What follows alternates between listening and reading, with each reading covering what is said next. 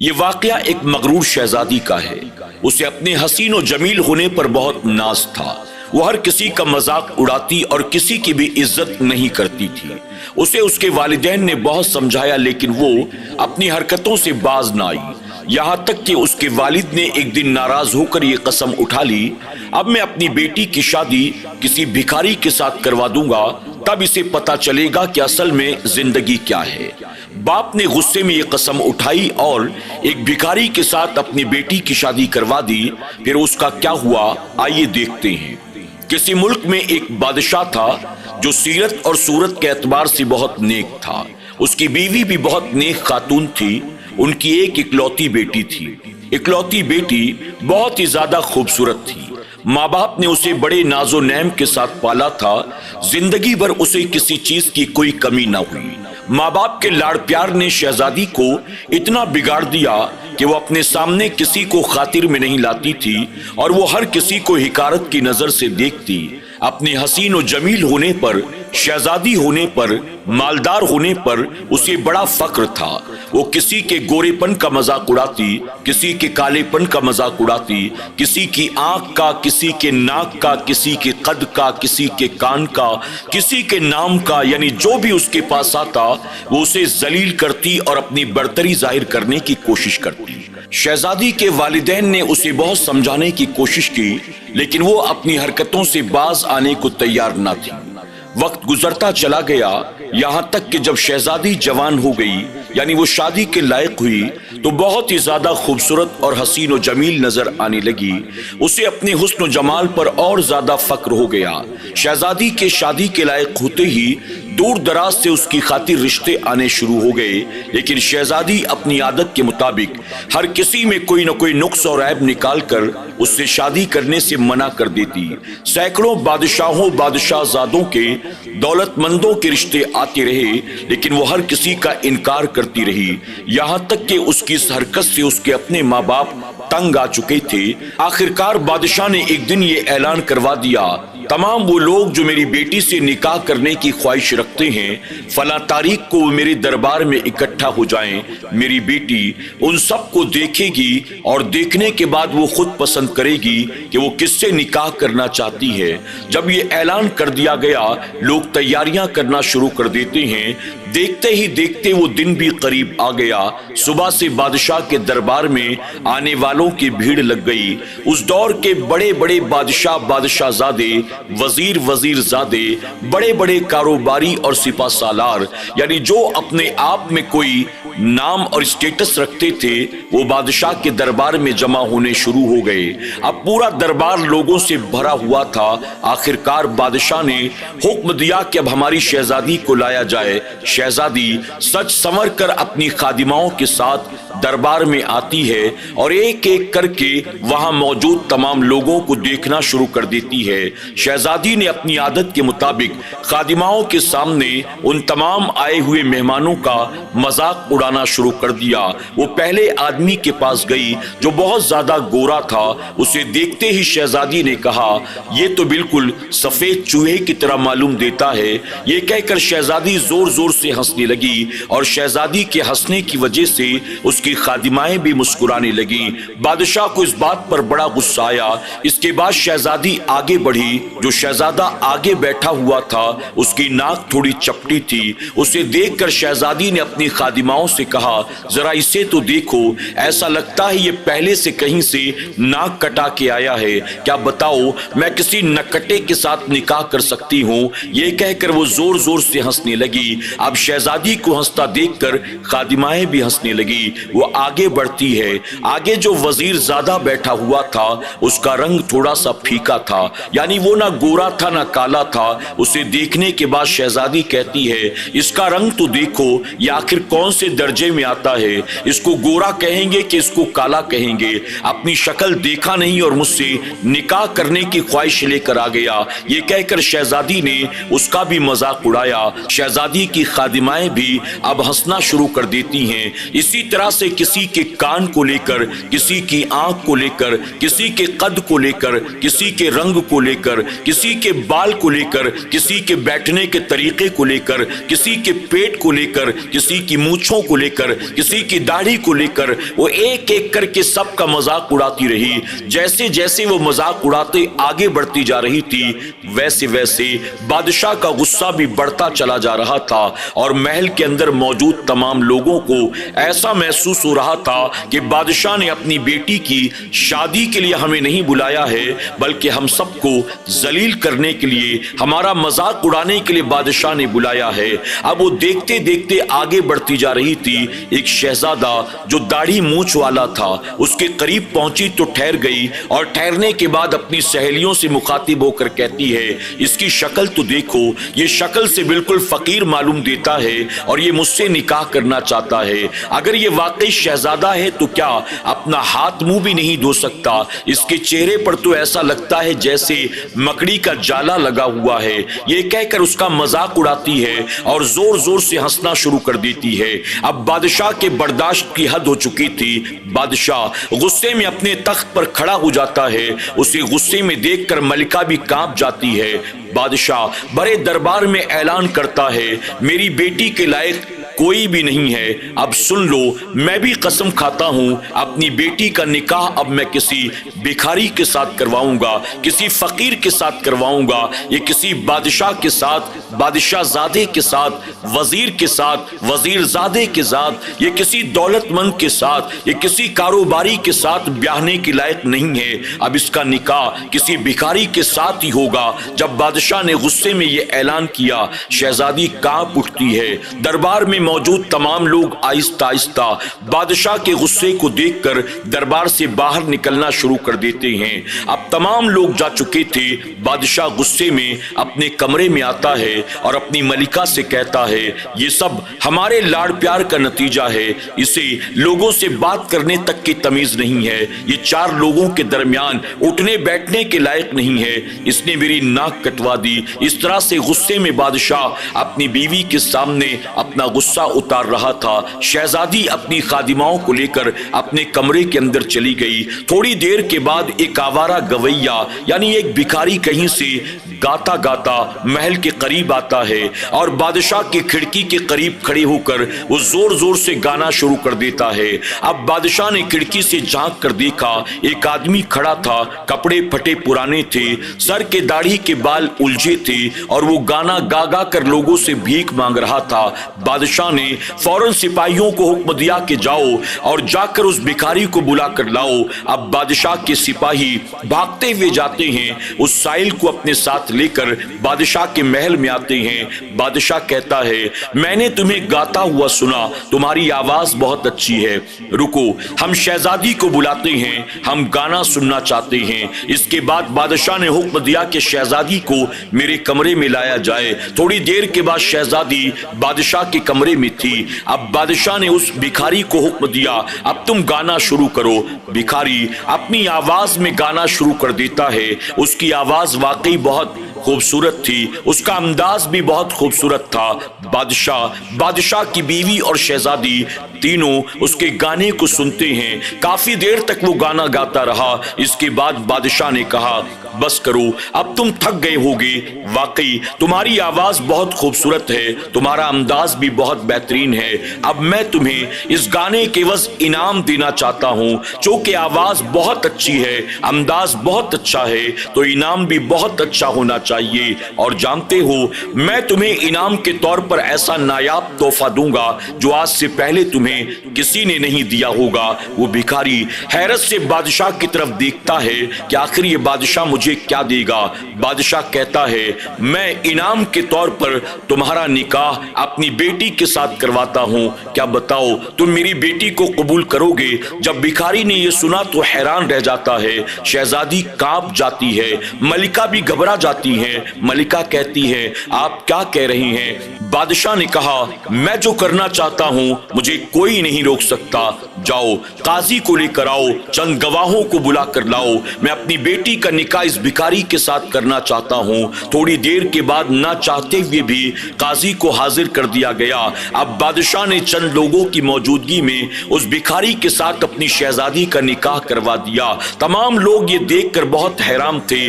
बादशाह ने आखिर गुस्से में ऐसा कैसा फैसला किया? अपनी बेटी की जिंदगी को अपने हाथों बादशाह ने तबाह बर्बाद कर दिया। निकाह के बाद बादशाह ने कहा, मैंने तुम्हारा निकाह इस भिखारी के साथ करा दिया है। अब ये तुम्हारा शौहर है। अब तुम इस महल में नहीं रहोगी, बल्कि तुम्हारा शौहर तुम्हें जहां रखेगा तुम वहां रहोगी। ये जो खिलाएगा पिलाएगा तुम वो खाओगी पियोगी। फिर बादशाह ने उस आवारा गवैये से मुखातिब होकर कहा, मैंने तुम्हारा निकाह अपनी बेटी के साथ करा दिया है। अब तुम अपनी बीवी को साथ लेकर जहां जाना चाहो जा सकते हो। मेरी तरफ से इजाजत है। वह आवारा गवैया यानी वो भिखारी उठा और महल के कमरे से बाहर निकलने लगा।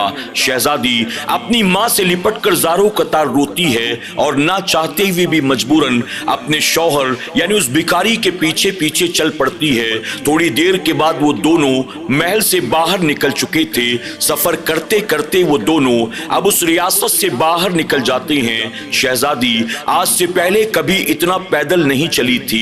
वो पूरी तरह थक के चूर हो चुकी थी। वो कभी चलते चलते बैठ जाती, कभी उसके पांव लड़खड़ाने लगते, लेकिन वो भिखारी रुकने का नाम ही नहीं ले रहा था। वो तेजी से आगे बढ़ता चला जा रहा था। शाम करीब थी। अब मजबूरन शहजादी भी अपने शौहर के पीछे पीछे तेजी के साथ बढ़ती चली जा रही थी। अब ये दोनों मियाँ बीवी सफर करते करते एक ऐसी जगह से गुजरते हैं जहां पर बहुत ही लंबा चौड़ा और खूबसूरत बाग मौजूद था। उस खूबसूरत बाग को देखते ही शहजादी की आंखें फटी की फटी रह जाती हैं। शहजादी अपने शौहर से यानी उस भिखारी से पूछती है, क्या तुम जानते हो ये इतना खूबसूरत बाग भला किसका है? इस पर उसका शौहर जवाब देता है, शायद तुम्हें याद होगा तुम्हारे महल में एक दाढ़ी मूंछ वाला शहजादा आया था तुमसे निकाह करने के इरादे से, जिसका तुमने दाढ़ी और मूंछ की वजह से बहुत मजाक उड़ाया था। ये बाग उसी शहजादे का है। जब शहजादी ने ये सुना उसे बड़ा मलाल हुआ और वो मन ही मन में सोचने लगी, मैंने कितना बुरा किया। काश मैंने उस दाढ़ी मूंछ वाले शहजादे का मजाक न उड़ाया होता। अगर मैं उससे निकाह करने के लिए तैयार हो जाती तो कम से कम वो इस भिखारी से तो अच्छा ही था। लेकिन अब शहजादी के पास सिवाय अफसोस करने के और कोई रास्ता न था। वो दोनों सफर करते करते आगे बढ़ते जा रहे थे। कुछ दूर जाने के बाद उन्हें एक बहुत बड़ी शिकारगाह नजर आती है। उस लंबी चौड़ी शिकारगाह को देखते ही शहजादी की आंखें फटी की फटी रह जाती हैं। शहजादी दोबारा अपने शौहर से हैरत के साथ सवाल पूछती है, क्या तुम जानते हो ये शिकारगाह किसकी है? इस पर उसका शौहर जवाब देता है, वही दाढ़ी मूंछ वाला शहजादा जो तुमसे निकाह करना चाहता था, जिसका तुमने मजाक उड़ाया था, ये शिकारगाह भी उसी की है। अल्लाह अकबर। जब शहजादी ने ये सुना तो उसे बड़ा दुख हुआ, लेकिन अब सिवाय रंजो मलाल करने के उसके पास कोई और रास्ता ना था। सर झुकाए झुकाए शर्मिंदगी के साथ वो अपने शौहर के पीछे पीछे चली जा रही थी। अब वो दोनों सफर करते करते एक शहर में दाखिल होते हैं। बड़ा ही खूबसूरत शहर था, चारों तरफ हरियाली थी, लोग बड़े खुशहाल नजर आ रहे थे। जब शहजादी ने उस शहर को देखा, देखने के बाद कहती है, क्या तुम बता सकते हो ये किसकी रियासत है? इस पर उसका शौहर फिर से जवाब देता है, वही दाढ़ी मूंछ वाला शहजादा, वही इस रियासत का मालिक है। जब शहजादी ने सुना तो उसे और अफसोस हुआ। कुछ दूर जाने के बाद एक बड़ा ही खूबसूरत महल नजर आता है। शहजादी ने कहा, क्या ये महल भी उसी दाढ़ी मूंछ वाले शहजादे का है? इस पर उसका शौहर कहता है, तुमने सही पहचाना, ये महल भी उसी शहजादे का है। अब शहजादी एक एक चीजें देखती जा रही थी और मलाल व अफसोस करती चली जा रही थी। अब महल को पार करके वो दोनों आगे निकल जाते हैं। कुछ दूर जाने के बाद एक झोपड़ी थी, वहां पहुंचकर वो भिखारी रुक जाता है। शहजादी कहती है, तुम यहाँ क्यों रुक गए? इस पर वो भिखारी कहता है, यही मेरा मकान है और आज से तुम्हें इस मकान में मेरे साथ रहना होगा। शहजादी ने जब ये सुना तो उसे गुस्सा आ गया, लेकिन उसने अपने गुस्से पर काबू करते हुए कहा, मैं भला यहाँ कैसे रह सकती हूँ? तुम मेरे लिए कहीं कोई और इंतजाम कर दो, मैं इसमें नहीं रह सकती। उस पर उसका शौहर कहता है, मैंने तुमसे निकाह किया है, तुम्हें रखने की, खिलाने पिलाने की जिम्मेदारी मेरी है। अब मैं तुम्हें जहां चाहूं वहां रखूं और तुम्हें रहना भी पड़ेगा, यही शरीयत का हुक्म है। आखिरकार शहजादी ना चाहते हुए भी अपने शौहर के साथ झोपड़ी में दाखिल हो जाती है। अब वो भिखारी कहता है, मैं बाजार से कुछ खाने पीने की चीजें खरीद कर लाता हूं, जब तक तुम घर की साफ सफाई कर लो। शहजादी आज से पहले उसने न कभी झाड़ू लगाया था, न कभी कमरे की साफ सफाई की थी। आखिरकार मजबूरन वो घर की साफ सफाई करना शुरू कर देती है। उसका शौहर जाकर थोड़ा सा आटा, थोड़ा सा चावल बाजार से लेकर आता है और आकर कहता है कि लो, इससे रोटियां बनाओ और चावल तैयार करो, मुझे बहुत भूख लगी है। वो शहजादी जिसने अपनी जिंदगी का एक एक लम्हा खुद्दाम और गुलामों और खादिमाओं के साथ गुजारा था, अपने हाथ से जो पानी भी नहीं पिया करती थी, आज वो इस हाल में थी। मजबूरन अपने शौहर की खातिर वो खाना बनाना शुरू करती है। शौहर देखता है कि मेरी बीवी को कुछ भी आता जाता नहीं है। वो अपनी बीवी को डांटता नहीं बल्कि कहता है, मैं जानता हूं तुम शहजादी हो, ये तुम्हारा काम नहीं है, लेकिन अब तो तुम्हें ये काम करना होगा। वो भी अपनी बीवी का साथ देता है और दोनों मियाँ बीवी मिलकर खाना तैयार करते हैं। रोटियां जली भुनी थी, चावल भी आधा कच्चा आधा पक्का था, दोनों मिलजुल कर खाते हैं। इसके बाद सुबह होती है। सुबह शौहर कहता है, अब मैं जा रहा हूँ 4 पैसे कमाने के लिए, मेरी गैर मौजूदगी में तुम घर की साफ सफाई कर लो, मेरे कपड़े धो लो, घर का पानी भर लो, यानी घर के तमाम काम तुम देखोगी और बाहर की जिम्मेदारी मैं निभाऊंगा। इस तरह से वक्त गुजरता रहा। शहजादी मजबूरन जैसे तैसे अपने शौहर के साथ वक्त गुजारती रही। एक दिन वो भी आया जब उसका शौहर आकर कहता है, मैं जितना कमाता हूं अब उसमें गुजारा हो पाना बहुत मुश्किल है, मैं तुम्हारे लिए कुछ चीजें लेकर आता हूं जिसके जरिए तुम सूद काटना शुरू कर दो। तुम सूद काटा करो, मैं उसे बाजार में ले जाकर बेचूंगा ताकि 2 पैसे हम ज्यादा कमा लें। शहजादी को ये काम भी नहीं आता था। आखिरकार उसके शौहर ने कहा तो मजबूरन शहजादी ने वो काम करना शुरू किया। सूद तो कम कटता, उसकी उंगलियां कटना शुरू हो गई। आखिरकार उसके शौहर ने कहा, ये काम तुम्हारे बस का नहीं है, जाने दो, मैं मिट्टी लेकर आता हूं, हम दोनों मिलकर उसके बर्तन बनाएंगे, उसके बाद तुम ले जाकर बाजार में उन बर्तनों को बेचना।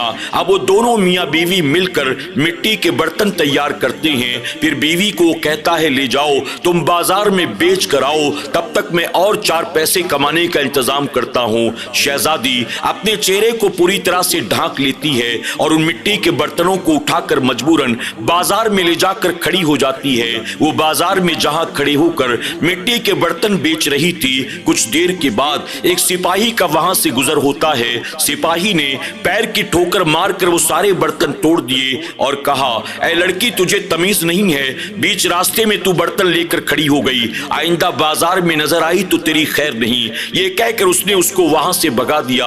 शहजादी रोती बिलखती घर वापस आ जाती है। आखिरकार जब शौहर से मुलाकात हुई, बीवी ने उसको सारी बातें बता दी। शौहर ने कहा, ये काम भी तुम्हारे बस का नहीं है, मैं काम करता हूँ, बादशाह के महल में देखता हूँ, हो सकता है कि वहां तुम्हें कोई नौकरी मिल जाए। अब 2 रोज के बाद शौहर आकर कहता है, बादशाह के महल में बावर्ची खाने में एक मददगार औरत की जरूरत है, मैंने बात कर ली है, चलो कल से तुम्हें वहां काम पर लगा देंगे। दोनों मियाँ बीवी खुश थे। बावर्ची खाने में कम से कम नौकरी मिलेगी तो खाने पीने का इंतजाम तो आसानी से हो जाएगा। अब वो दोनों मियाँ बीवी महल के अंदर रहने लगे।